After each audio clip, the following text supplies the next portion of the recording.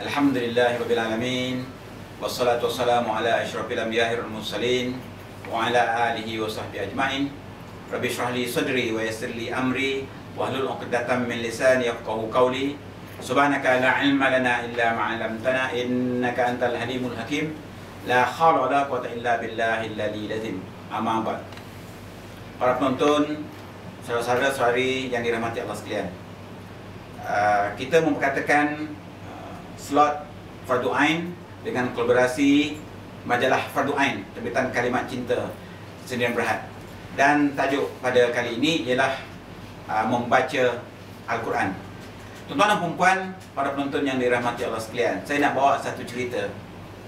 Satu hari pada malam Jumaat, saya macam biasalah singgah di sebuah masjid, sembahyang maghrib. Lepas sembahyang maghrib tu, di mana yang tuan-tuan dan puan sedia maklum, di mana-mana tempat saja di tanah air kita ni, malam Jumaat, apa dia? Baca Yasin. Maka saya pun, jemaah-jemaah pun membuat lingkungan bulatan, dan masing-masing memegang surah Yasin, dan bersedia untuk membaca Yasin pada malam Jumaat. Dan kebetulan pada malam tersebut ada satu hamba Allah ni, dia membawa turun tong-tong air daripada lori dia, taruh tengah-tengah bulatan. Saya rasa dia nak buat air Yasin lah. Dan air tu dalam botol air mineral, dalam botol yang besar-besar, tengah-tengah tu dia letak semua. Maka dalam keadaan semua dah bersedia lah, dah masuk gear satu dah baca Yasin pada malam Jumaat tersebut di sebuah masjid tersebut, maka tiba-tiba imam pun buat pengumuman. Pak Imam berkata, tuan-tuan dan puan yang dirahmati Allah sekalian, para jemaah sekalian, malam ini kita tak baca surah Yasin. Kita baca surah Kahfi. Dia pun habis cakap begitu, habis itu saja, maka dia pun Bismillahirrahmanirrahim dan terus baca surah Al-Kahfi. Ya. Tuan-tuan dan puan, apa jadi? Semua jemaah-jemaah yang dah sedia memegang surah Yasin kat tangan ni, apa nak buat? Dalam buku surah Yasin tu bukan ada surah Kahfi. Kita letak je lah, tak apa. Nak pergi bangun ambil Quran, malu, segan. Kang dah ambil Quran, Kang nak cari surah Kahfi, tak tahu juz apa. Nak semak. Oh, habis baca surah Kahfi, tak jumpa lagi surah Kahfi kat mana letaknya. Ya tak ya, masing-masing buat je lah mulut kamit-kamit, kerana masing-masing tak hafal surah Kahfi. Tuan-tuan dan puan, yang bawa air letak tengah-tengah tadi, kebetulan duduk sebelah saya. Dia pun mengungut. Hei, orang nak buat air Yasin malam ni, dia tak baca Yasin pula, dia baca Kahfi pula. Apa hal ni, kata sahabat saya yang bawa air botol banyak-banyak tengah bulatan tu. Kemudian, tak apa, dia kata, air Kahfi lah. Ini boleh jadi produk baru. Agaknya dia nak membotolkan air Yasin. Malam ni dia dapat produk baru. Cancel air Yasin, jadi air Kahfi. Air Kahfi lah. Boleh produk baru, ini pun boleh jual juga, dia kata. Tuan-tuan dan puan, ini sekelumit yang saya hadapi sendiri, suasana dan senario di mana membaca Yasin pada malam Jumaat itu sudah menjadi amalan orang di Nusantara ini, sampaikan tiap-tiap malam Jumaat seolah-olah wajib baca Yasin. Dan sebab itulah tuan-tuan dan puan, ada setengah-setengah pihak yang mengatakan membaca Yasin pada malam Jumaat ini satu perbuatan yang bid'ah. Bila dikatakan bid'ah, dia kata setiap perbuatan bid'ah itu sesat. Dan bila dikatakan sesat, maka orang yang sesat itu tempatnya adalah dalam neraka. Maka saya berfikir, kalau kita baca Yasin malam Jumaat, bid'ah, Rasulullah tak buat.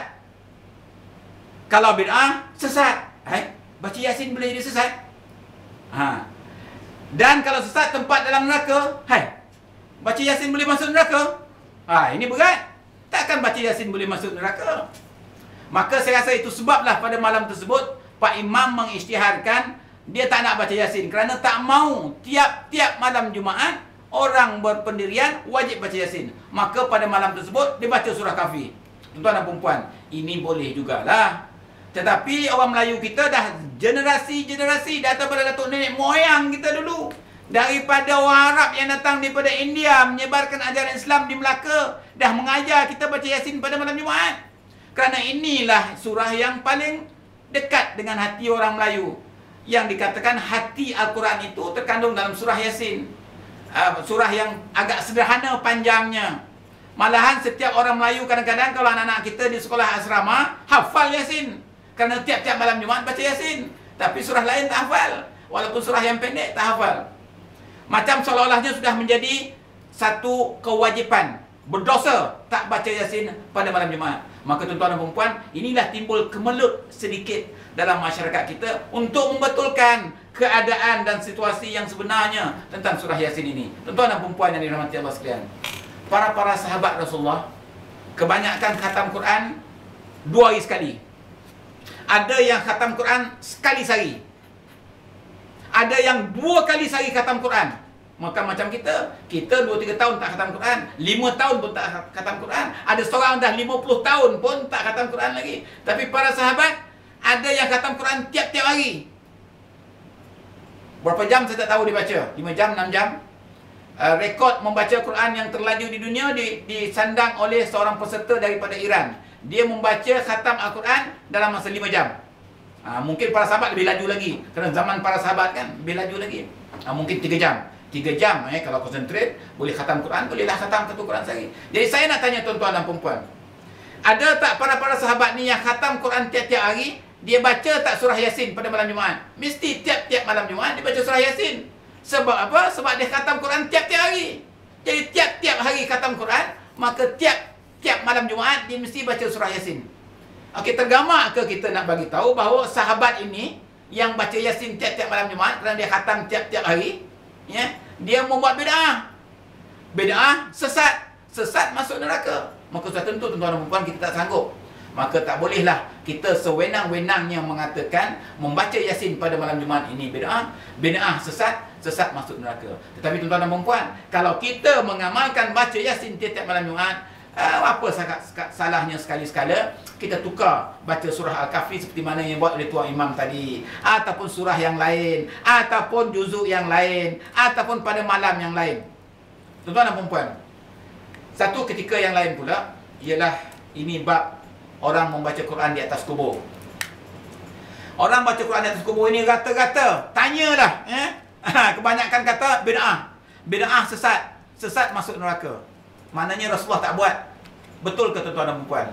Dulu bapa mertua saya meninggal dalam tahun 70-an di Bagan Datuk. Kemudian bila dikebumikan jenazah dia, orang baca Quran atas kubur dia 3 hari 3 malam. Baca Quran 3 hari 3 malam, 24 jam gele-gele. Atas kubur, buat pondok kecil atas kubur, sebelah kubur dia tu baca Quran. Kemudian bila mak mertua saya meninggal beberapa tahun kemudian pun sama. Kerana ini dah tradisi orang-orang alim. Jadi tu guru semua keturunan daripada Bugis, ya. Jadi dia baca Quran berulang-ulang, khatam puluh-puluh kali sampai 3 hari 3 malam. Sanggup ke kita kata orang yang membaca Quran atas kubur ini perbuatan bid'ah, sesat masuk neraka? Tuan-tuan dan perempuan, kat mana caranya kita nak baca Quran yang tak bid'ah? Kalau kat kubur bid'ah. Habis kalau saya kata kalau baca Quran kat padang, kalau saya kata baca Quran tepi pantai, kalau saya kata baca Quran di rumah, apakah baca Quran tu di masjid saja? Tidak semestinya, kerana seluruh muka bumi ini rumah Allah. Kalau kita pergi ke Mesir, kalau kita belajar di Mesir, waktu bulan Ramadan, orang naik bas, semua orang baca Quran, tuan-tuan dan perempuan. Naik bas baca Quran, yang duduk pun baca Quran, ya. Jadi apakah baca Quran dalam bas itu bid'ah? Bid'ah tu sesat tu masuk neraka. Sanggup kita kata orang yang baca Quran dalam bas itu melakukan bid'ah? Kita kena ada sandaran yang baik untuk kita membagi hujujah yang tepat untuk mengatakan itu bid'ah. Betul, Rasulullah tak buat, tetapi itu merupakan bid'ah hasanah, bid'ah yang baik, tidak sesat dan tidak masuk neraka. InsyaAllah kita akan sambung sebentar lagi selepas ini.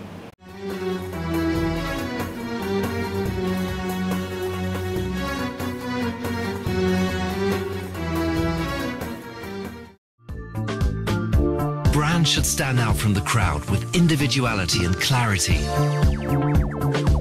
They should be in dialogue with their surroundings, in print, online, and in mobile media. Brands should communicate holistically. order to leave an authentic impression on their target group and to inspire the world around them.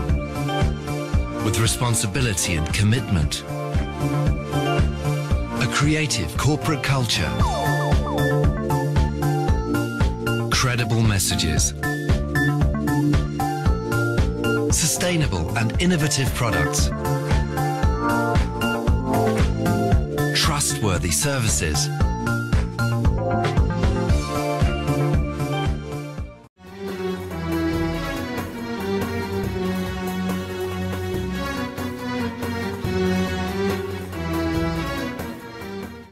Tuan dan puan yang dirahmati Allah sekalian, apakah yang dimaksudkan dengan bid'ah? Yang dimaksudkan dengan bid'ah ialah sesuatu perkara baru yang tidak dilakukan oleh Rasulullah yang berkaitan dengan ibadat.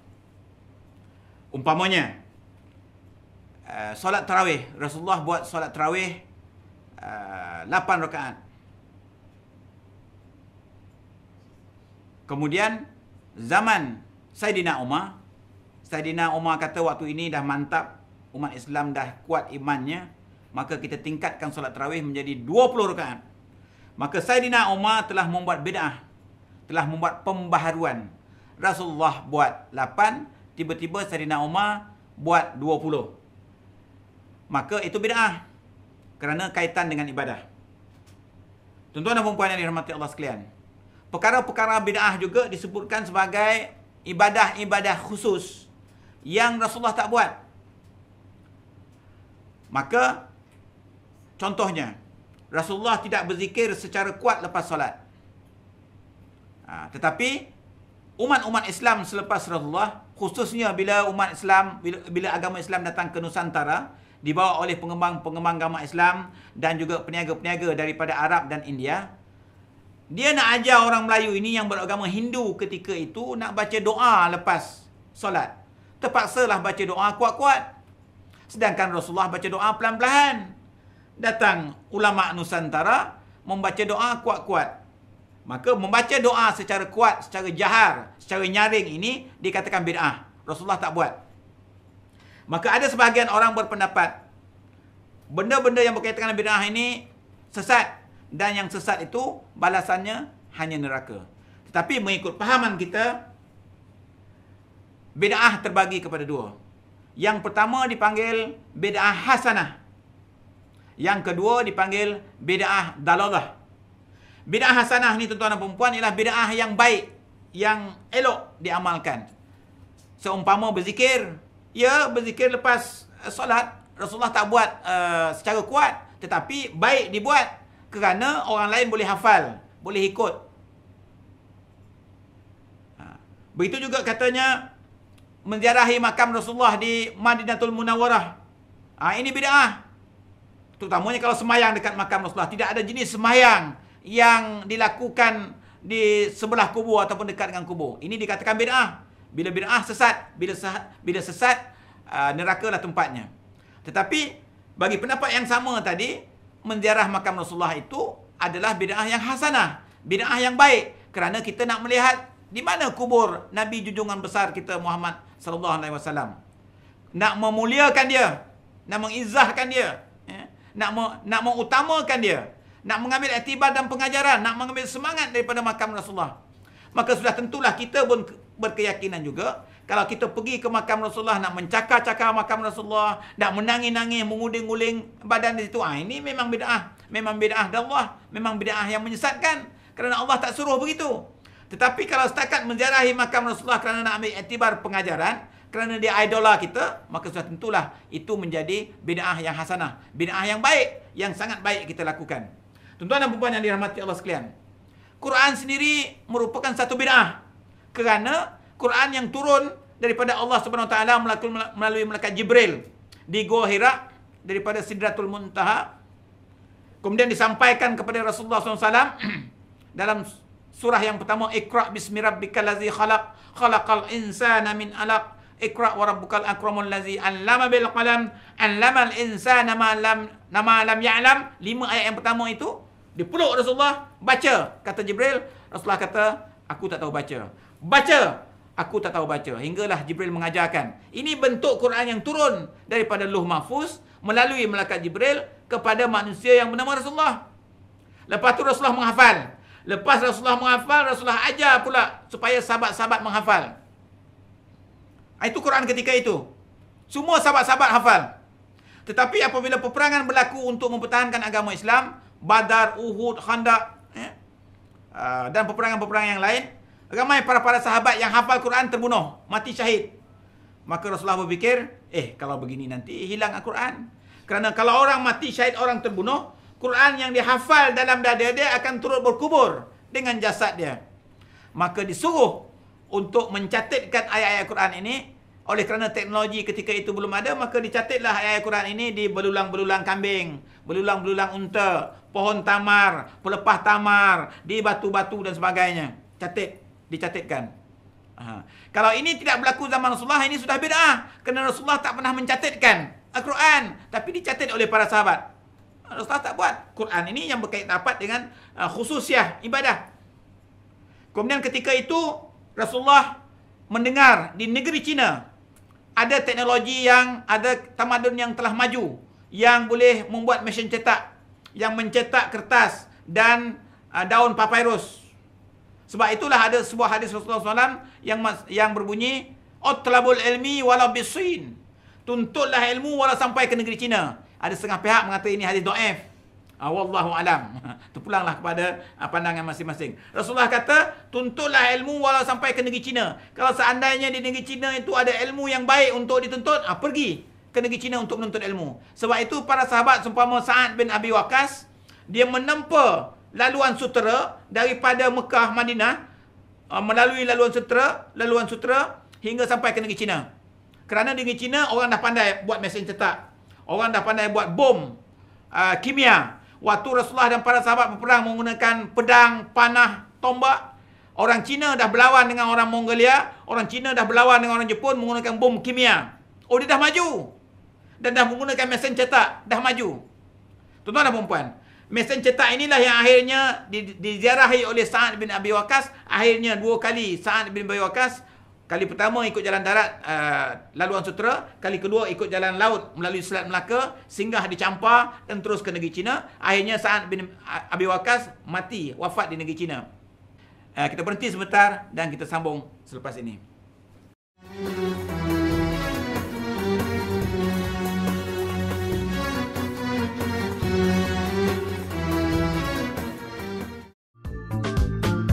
Brands should stand out from the crowd with individuality and clarity. They should be in dialogue with their surroundings, in print, online, and in mobile media. Brands should communicate holistically in order to leave an authentic impression on their target group and to inspire the world around them. With responsibility and commitment, a creative corporate culture, credible messages, sustainable and innovative products, trustworthy services,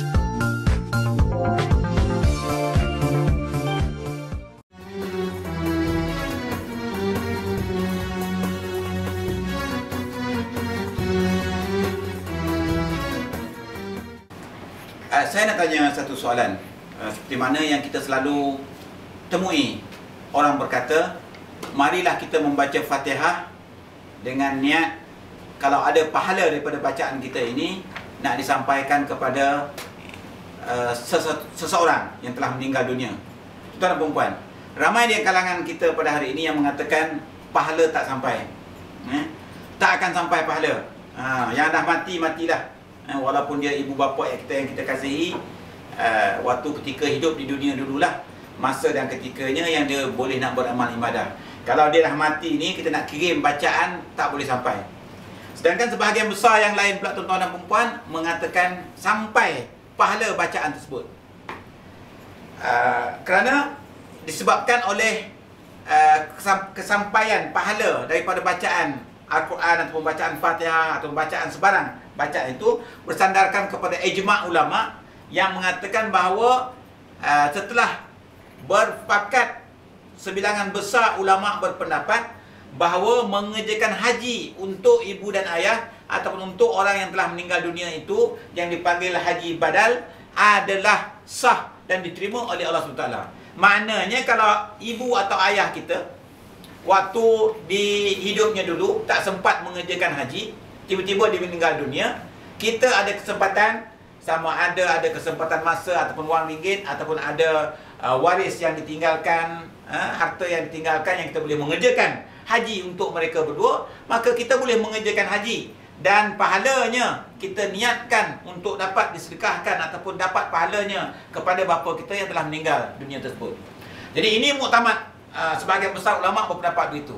Jadi katanya kalau dalam haji itu terkandunglah di dalamnya dengan tawaf, kemudian sa'i, kemudian wukuf di Arafah, semayang, baca Al-Quran, baca Fatihah dan sebagainya. Jadi kata ulama yang berpandangan tersebut, kalau seandainya haji tersebut boleh diterima oleh Allah SWT, maka sudah tentulah tawafnya diterima, sa'inya diterima, wukuf di Arafahnya diterima, solatnya diterima, pahala bacaan Fatihahnya diterima, pahala bacaan surahnya diterima. Maka dengan itu, dengan ringkas, kita boleh sebutkan secara ijma', secara qiyas, minta maaf, bukan secara ijma', secara qiyas, mengkiaskan daripada haji badal itu, maka menghadiahkan bacaan Fatihah kepada ibu bapa kita ataupun orang lain yang telah meninggal dunia juga pahalanya sampai diterima oleh Allah SWT. Jadi berdasarkan kepada qiyas inilah tuan dan perempuan, boleh kita membaca Al-Fatihah dengan tajwid, dengan nahu, ya, dengan makhraj yang betul, untuk kalau ada pahala daripada bacaannya, Allah sampaikan kepada ibu bapa kita yang telah meninggal dunia. Tuan dan perempuan yang dari mata sekalian, kebanyakan orang-orang yang berhujah mengatakan tak sampai ini pun saya rasa tidak begitu tepat juga. Kerana segala amal ibadah kita, tuan-tuan dan perempuan, saya nak tanya, apakah kita yakin benar-benar yang amal ibadah kita ni Allah terima pahala dia? Tuan-tuan yakin? Tak yakin kan? Kita hanya beramal ibadah, solat, menutup aurat, berselawat, zikir, baca Quran, buat baik, bersedekah, mendidik anak, membuat baik dengan orang, dengan niat bahawa ini ajaran Islam yang dituntut oleh Allah SWT. Apakah pahalanya mutlak Allah bagi? Tak tentu. Mungkin kita buat, mungkin kita semayang, Allah tak bagi pahala, betul? Mungkin kita khusyuk semayang, bersedekah, tapi Allah tak bagi pahala. Jadi bukan maknanya bila kita buat mutlak Allah akan bagi pahala. Tidak.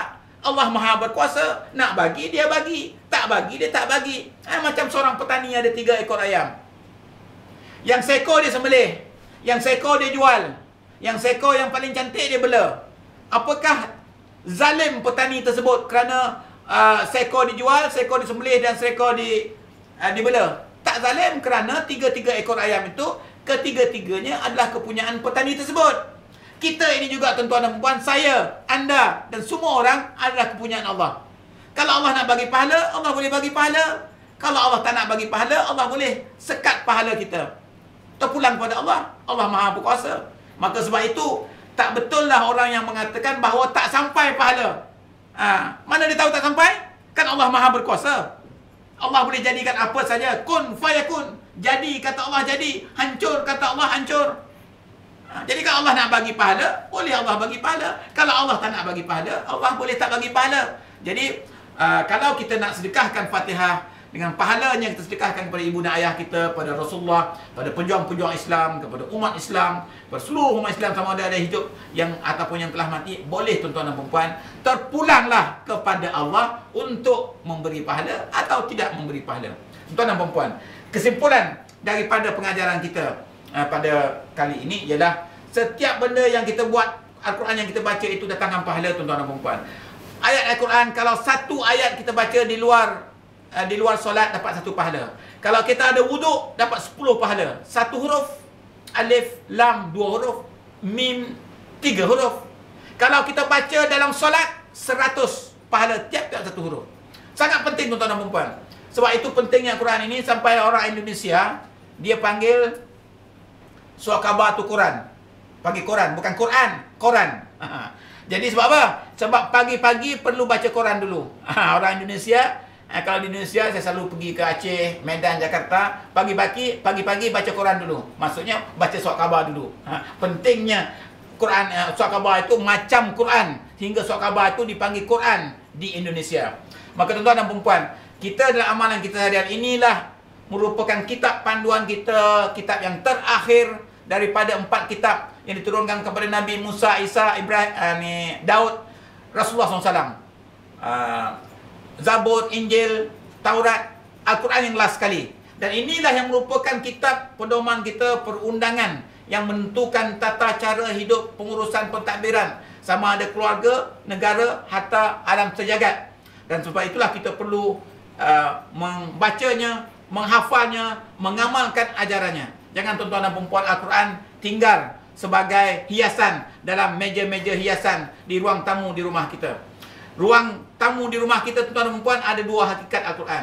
Satu, Al-Quran yang beli, Al-Quran baldu dia beli yang harga yang mahal, 4,000, 10,000 sebuah, taruh dalam kotak baldu, simpan dalam lemari di ruang tamu. Keluar hanya 2 ketika. Satu ketika anak nak kahwin, satu lagi ketika orang mati. Sekian saja tuan-tuan dan perempuan, pengakhir kepada coret-coret tentang membaca Al-Quran ini yang kita kolaborasikan dengan majalah Fardhu Ain, terbitan Kalimat Cinta Sdn Bhd. Semoga para penonton mendapat rahmat dan manfaat yang tinggi daripada tajuk ini. Wallahu a'lam, wabillahi taufiq wa hidayah. Wassalamualaikum warahmatullahi taala wabarakatuh.